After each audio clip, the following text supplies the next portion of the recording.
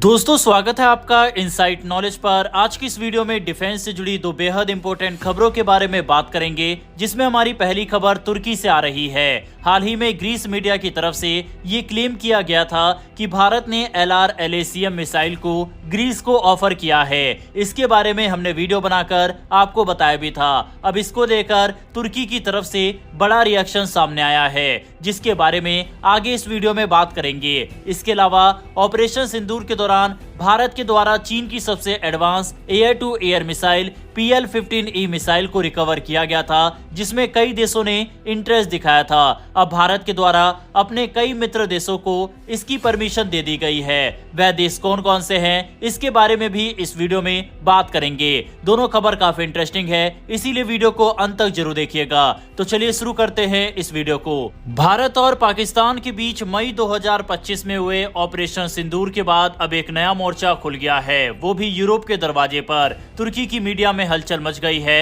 वजह है भारत के द्वारा ग्रीस को अपनी लंबी दूरी की क्रूज मिसाइल LR-LACM की औपचारिक पेशकश को लेकर सामने आई खबरें। ये खबर सबसे पहले ग्रीस की डिफेंस वेबसाइट पर आई और फिर तुर्की की मीडिया, खास तौर पर TR हैबर ने इसे खूब उछाला। तुर्की ने इसे सीधे तौर पर भारत की ओर से बदले की कार्रवाई बताया है। तुर्की का दावा है कि ये कदम उसके पाकिस्तान के समर्थन के जवाब में उठाया गया है। तुर्की की तरफ से कहा जा रहा है कि भारत की तरफ से ग्रीस को एयरबेस उड़ाने वाली मिसाइल सौंपी जा रही है, जो कि इस क्षेत्र की शांति के लिए सही नहीं है। तुर्की मीडिया और तुर्की सरकार के इस डर के पीछे सबसे बड़ी वजह इस मिसाइल की खासियतें हैं। LR-LACM यानी long range land attack cruise missile एक बेहद खतरनाक और सटीक हथियार है। इसे DRDO ने विकसित किया है। ये जमीन या समुद्र से लॉन्च हो सकती है और 1000 से लेकर 1500 किलोमीटर तक दुश्मन के अंदर जाकर वार कर सकती है। इसकी पहली सफल टेस्टिंग 12 नवंबर 2024 को उड़ीसा के चांदीपुर टेस्ट रेंज में हुई थी, यानी कि ये भारत की सबसे एडवांस और लेटेस्ट मिसाइल है। यह मिसाइल भारत के स्वदेशी मानिक टर्बोफैन इंजन से चलती है, जो इसे लंबी दूरी तक उड़ने की ताकत देता है। इसमें टेरेन हैंगिंग यानी जमीन से चिपककर उड़ने की क्षमता है, जिससे ये दुश्मन के रडार से बच जाती है। इस मिसाइल की खासियत है इसकी सटीकता। इसमें इनर्शियल नेविगेशन, GPS और टेरेन काउंटर मैचिंग जैसी तकनीकें लगी है, जिससे इसका सर्कुलर एरर प्रोबेबिलिटी सिर्फ 10 मीटर से भी कम है। यानी ये जिस टारगेट को निशाना बनाती है उसे लगभग बिना चूके तबाह कर देती है। LR-LACM को पारंपरिक या न्यूक्लियर दोनों तरह के वॉरहेड से लैस किया जा सकता है। इसे जमीन से मोबाइल लॉन्चर या समुद्र से वर्टिकल लॉन्च सिस्टम से दागा जा सकता है। अभी तक इसे भारत की 30 नौसेना जहाजों पर फिट किया जा चुका है। अब तुर्की को इस मिसाइल से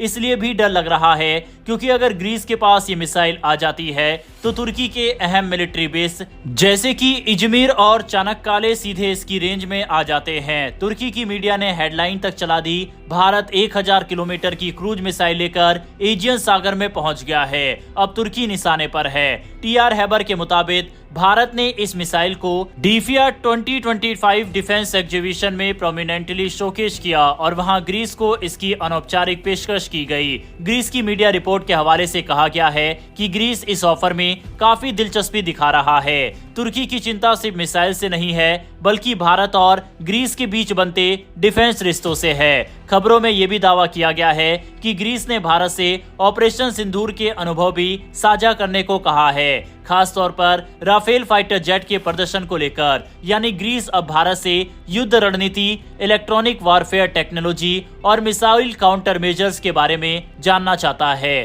ताकि वो तुर्की के खिलाफ खुद को तैयार कर सके। तुर्की की मीडिया का कहना है कि भारत का ये कदम पूरी तरह रणनीतिक है और ये सीधा संदेश है, अगर तुम पाकिस्तान का साथ दोगे तो हम तुम्हारे दुश्मन को मजबूत करेंगे। तुर्की ने पाकिस्तान को ऑपरेशन सिंदूर के दौरान न सिर्फ ड्रोन मुहैया कराए थे, बल्कि उसके एयरफोर्स स्टाफ को ट्रेनिंग भी दी थी और एक वॉरशिप भी भेजी थी। ऐसे में अब भारत अगर ग्रीस को अपनी मिसाइलें देने लगे तो ये सीधा साधा हथियारों का जवाब हथियारों से देने वाला मामला बनता है। भारत की इस मिसाइल को अमेरिकी टॉम हॉक और रूसी कैलिब्र मिसाइल से तुलना की जा रही है और तुर्की को डर है कि अगर ग्रीस के पास ये मिसाइल आ गई तो उनकी S-400 एयर डिफेंस सिस्टम भी खतरे खतरे में आ सकते हैं। S-400 वैसे ही तुर्की और नेटो के रिश्तों में तनाव की वजह बना हुआ है। अब अगर ग्रीस इस मिसाइल को अपनी आर्म फोर्सेस में शामिल करता है तो ये एजियन रीजन में शक्ति संतुलन को पूरी तरह बदल सकता है। यहाँ पर दोस्तों एक और इंटरेस्टिंग बात यह है कि जो ग्रीस की वायुसेना है वह काफी मजबूत है और आने वाले कुछ समय में वह तुर्की को आसानी से पीछे कर देगा। उसके पास एडवांस राफेल फाइटर जेट मौजूद है। हालांकि ग्रीस की नौसेना और थल सेना थोड़ी वीक है। ऐसे में भारत से इस तरह के आधुनिक हथियार लेकर ग्रीस इसको भी मजबूत कर सकता है। बहरहाल दोस्तों, जिस तरह से तुर्की की मीडिया में ये पैनिक मचा हुआ है, इस पर अपनी राय कमेंट बॉक्स में लिखकर बताइएगा। बढ़ते हैं हमारी अगली खबर की तरफ। ऑपरेशन सिंदूर के दौरान भारत को चीन की एडवांस PL-15E मिसाइल का मलबा मिला था, जिनमें से 2 मिसाइलें लगभग पूरी हालत में है। अब भारत ने इन मिसाइलों का कुछ टूटा फूटा लेकिन अहम मलबा एक दोस्त देश को सौंपने का फैसला किया है। ये फैसला सिर्फ एक तकनीकी कदम नहीं बल्कि एक बड़ी रणनीतिक चाल है। इससे भारत की अंतर्राष्ट्रीय स्तर पर डिफेंस इंटेलिजेंस में बढ़ती अहमियत भी साफ दिखाई देती है। इस ऑपरेशन के दौरान पाकिस्तान ने अपने चीनी फाइटर विमानों JF-17 ब्लॉक 3 और J-10CE से PL-15E मिसाइल दागी, लेकिन भारत के एयर डिफेंस और इलेक्ट्रॉनिक वारफेयर सिस्टम ने इन मिसाइलों को नाकाम कर दिया। मिसाइलें अपने टारगेट तक नहीं पहुंच सकी और भारतीय जमीन पर गिर गई। भारत को कुल 8 PL-15E मिसाइलों के टुकड़े मिले, जिनमें से 2 लगभग पूरी हालत में थी। इन मिसाइलों में जो तकनीकी मिली है वो भारत के लिए एक इंटेलिजेंस खजाना है। DRDO ने इस मलबे को कब्जे में लेकर गहराई से जांच शुरू कर दी है। मिसाइल के propulsion system, guidance unit, data link और आईसा रडार सीकर जैसे अहम हिस्से सही हालत में भारत को मिले हैं। वहीं DRDO अब इनकी मदद से ये समझने की कोशिश कर रहा है कि चीन की मिसाइल तकनीक कैसे काम करती है, इसकी कमजोरियां क्या है और भारत के पास कौन से उपाय हैं जो भविष्य में इन मिसाइलों को रोक सकते हैं। PL-15E चीन की खतरनाक PL-15 का एक्सपोर्ट वर्जन है। इसकी रेंज लगभग 145 किलोमीटर बताई जाती है और इसकी स्पीड मैक 5 से ज्यादा है। इसमें आईसा रडार सीकर और 2-वे डाटा लिंक जैसे एडवांस टेक्नोलॉजी है जो इसे मिड कोर्स में भी टारगेट बदलने में मदद करती है।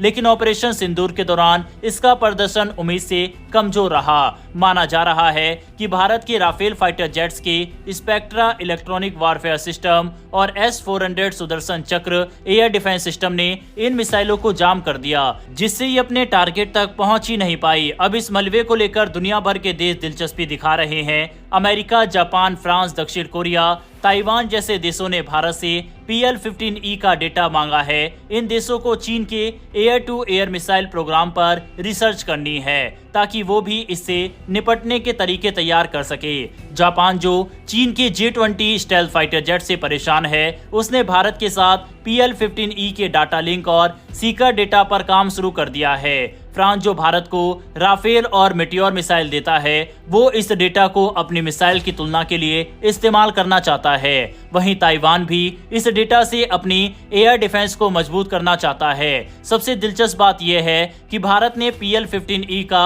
जो टूटा फूटा लेकिन अहम मलबा है वो एक दोस्त देश को देने का फैसला भी किया है।